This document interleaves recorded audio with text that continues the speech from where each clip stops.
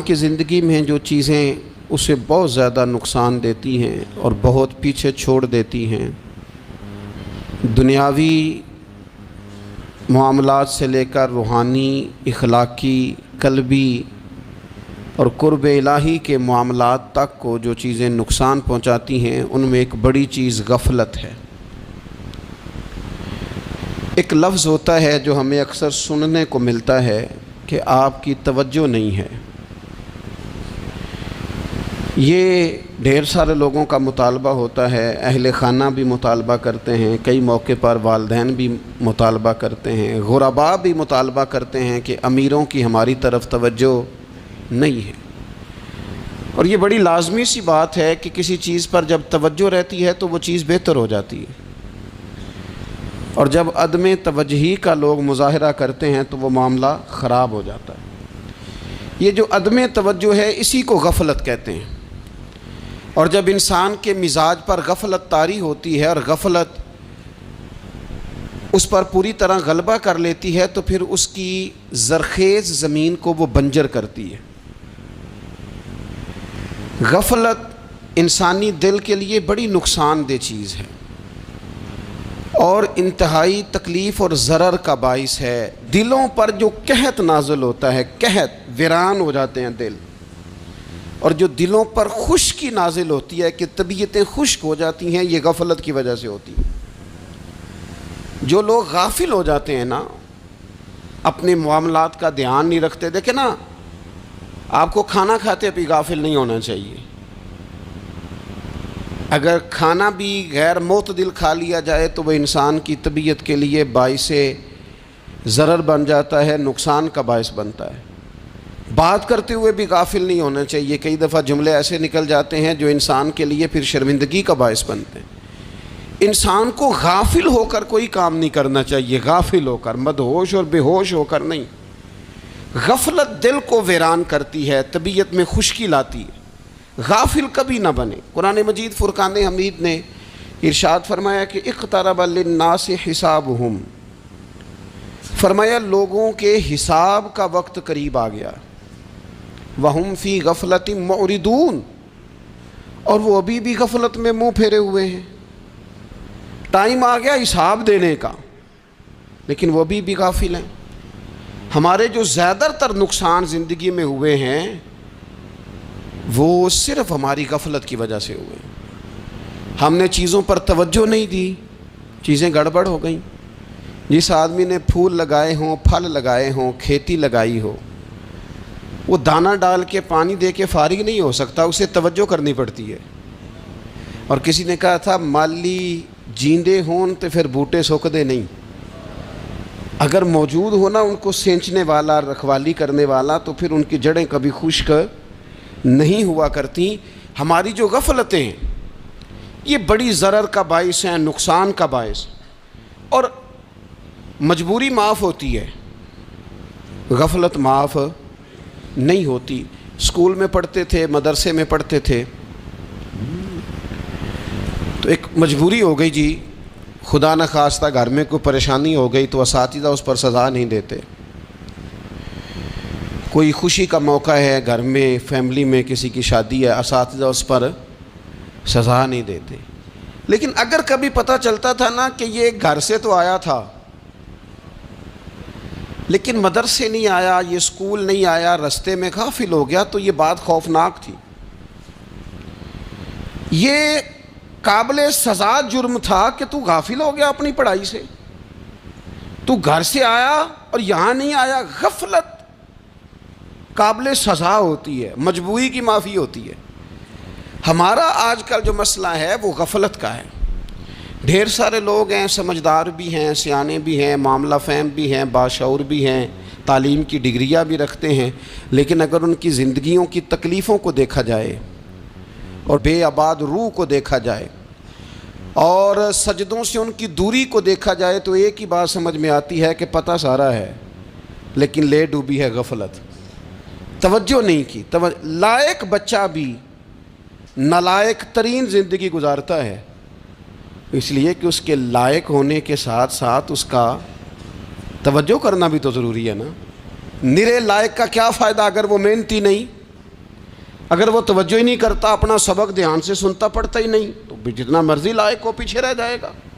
اور کئی نالائق ہوتے ہیں، رٹا لگا کے پاس ہوتے ہیں، پر چلو رٹا تو لگاتے ہیں نا، محنت تو کرتے ہیں نا، جد و جہد تو کرتے ہیں۔ کئی نالائق جد و جہد کے باعث آگے گزر جاتے ہیں، اور کوئی اسی چکر میں رہ جاتے ہیں، میں بڑا لائق ہوں، کل پڑھ لوں گا، پرسوں پڑھ لوں گا، ہفتہ تیاری کر کے پاس ہو جاؤں گا۔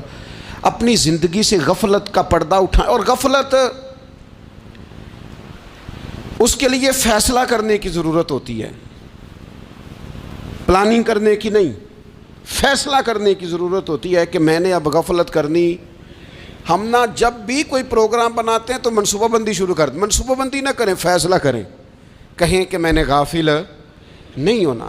غفلت غرق دنیا کا نام ہے، اپنے آپ کو غفلت سے بچائیں۔ آپ دیکھیں حضرت کعب بن مالک رضی اللہ تعالیٰ عنہ فرماتے ہیں، بخاری میں موجود ہے، فرماتے ہیں کہ جنگ میں پیچھے رہ گیا تھا، میرا خیال تھا کل چلا جاؤں گا، گھوڑے اور سواریاں میرے پاس تیز ہیں، مضبوط ہیں، پرسوں چلا جاؤں گا، تیزی سے بھاگ کے میں پہنچ جاؤں گا، میں قافلے کے ساتھ شامل ہو جاؤں گا، لیکن بس تھوڑی سستی ہو گئی، ذرا غفلت ہو گئی۔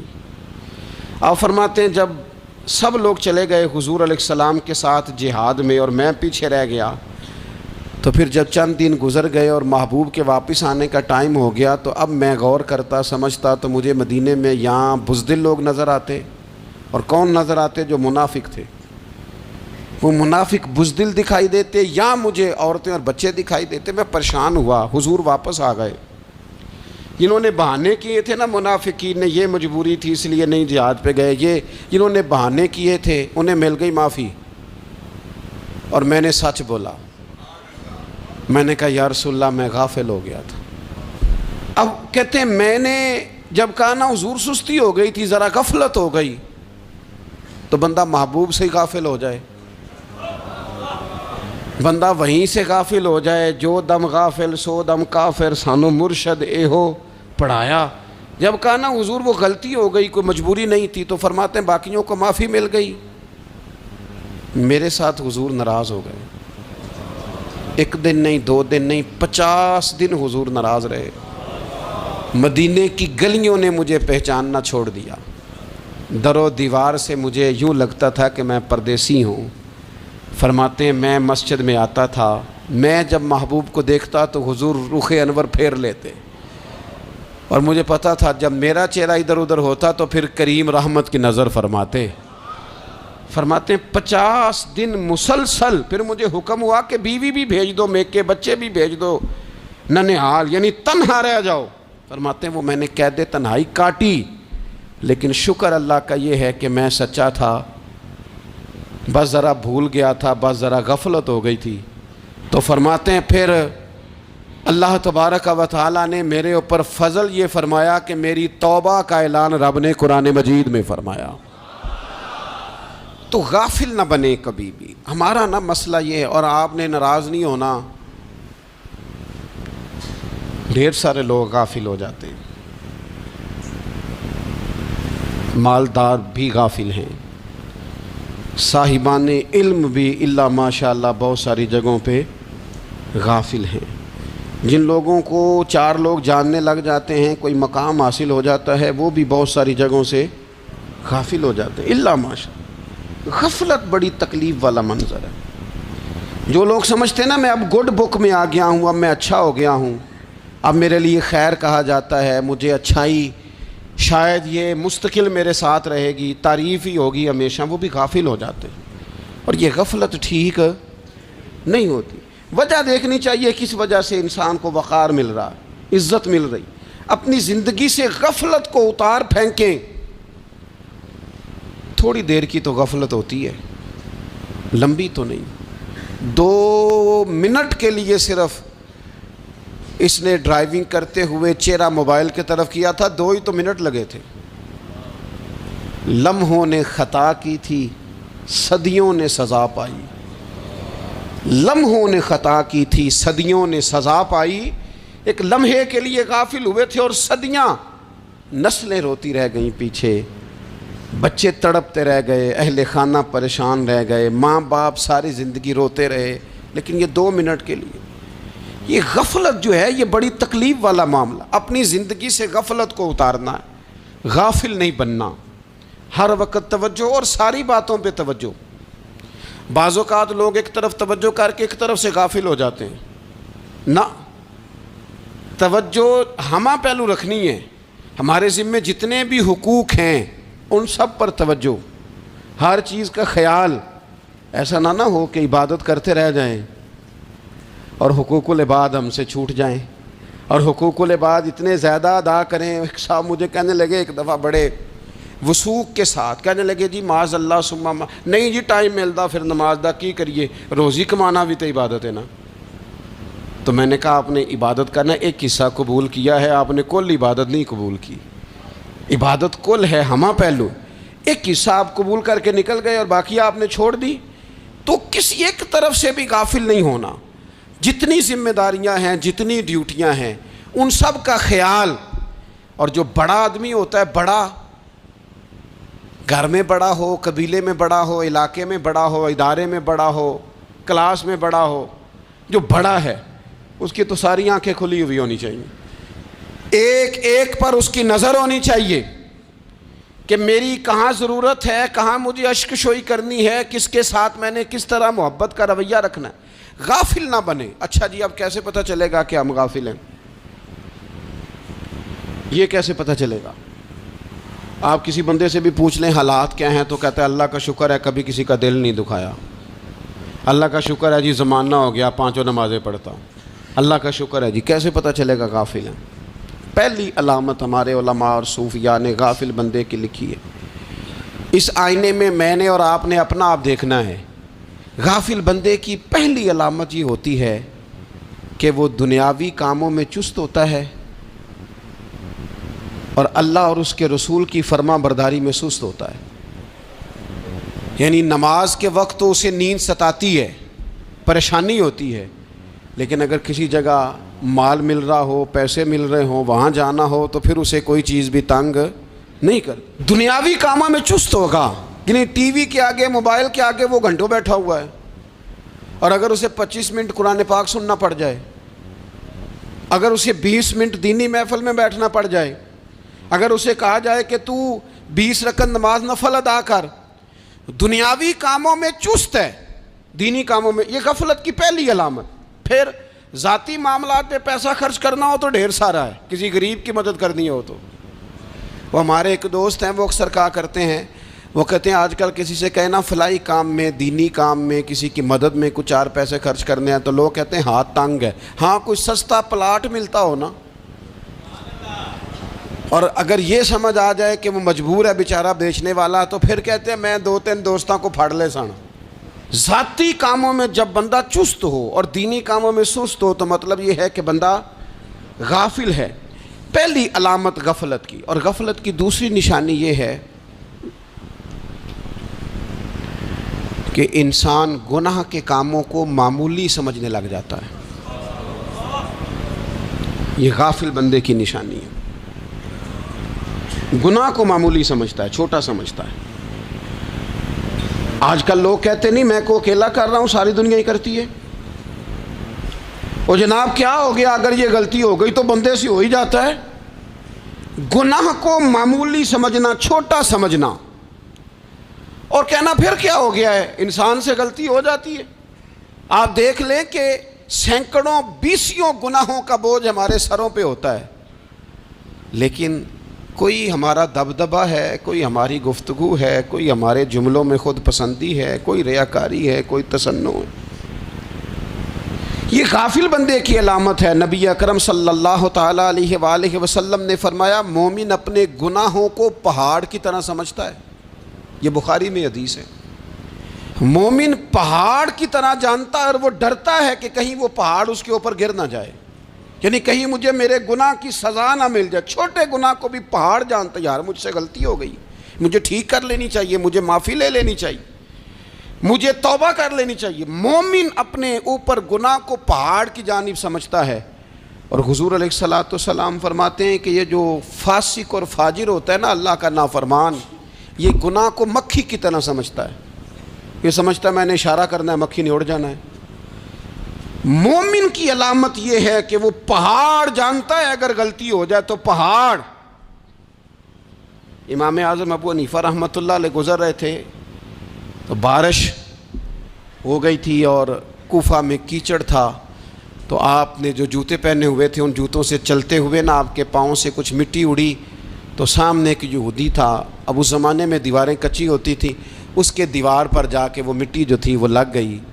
اب امام صاحب بڑے پریشان ہوئے کہ میں نے اس کی دیوار کو آلودہ کر دیا. یہاں تو لوگ اپنی اینٹیں رکھتے رکھتے کئیوں کی دیواریں توڑ ہی دیتے ہیں، اور پھر وہ اس پر ماننے کو بھی تیار نہیں ہوتے، تسلیم کرنے کو بھی تیار نہیں ہوتے.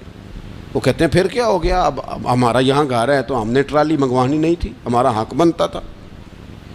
امام صاحب کے پیروں سے ذرا کیچڑ اڑا، یہودی کی دیوار پہ لگا، اس کی کچی دیوار تھی. امام صاحب پریشان ہو گئے، سوچنے لگے کہ اگر میں دیوار سے یہ کیچڑ اتارتا نہیں تو یہ بھی زیادتی ہے، میں نے اس کی دیوار کو گدلا کر دیا، اور اگر میں اتارتا ہوں تو کچھ مٹی اس کی دیوار کی بھی اتر جائے گی، کچی دیوار ہے، یہ بھی زیادتی ہے.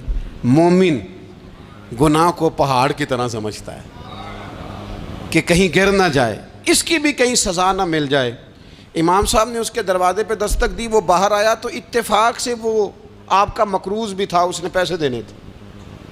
باہر نکلتے ہی کہنے لگا اوہو آپ تو قرض لینے آ گئے، میرے پاس تو ابھی گنجائش نہیں ادا کرنے کی. تو امام صاحب کہنے لگے تو قرض چھوڑ، وہ میں نے معاف کیا، میرے سے ایک غلطی ہو گئی ہے. میں آ رہا تھا، لکڑی کے جوتے اس زمانے میں کھڑاؤں لوگوں نے پہنے ہوتے تھے، کہا وہ میرے پیروں سے ذرا کیچڑ اڑا ہے، تیری دیوار پہ لگ گیا ہے.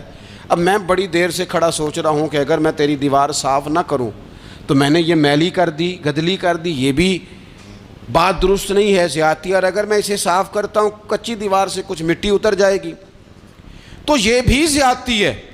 اب تو بتا میں کیا کروں.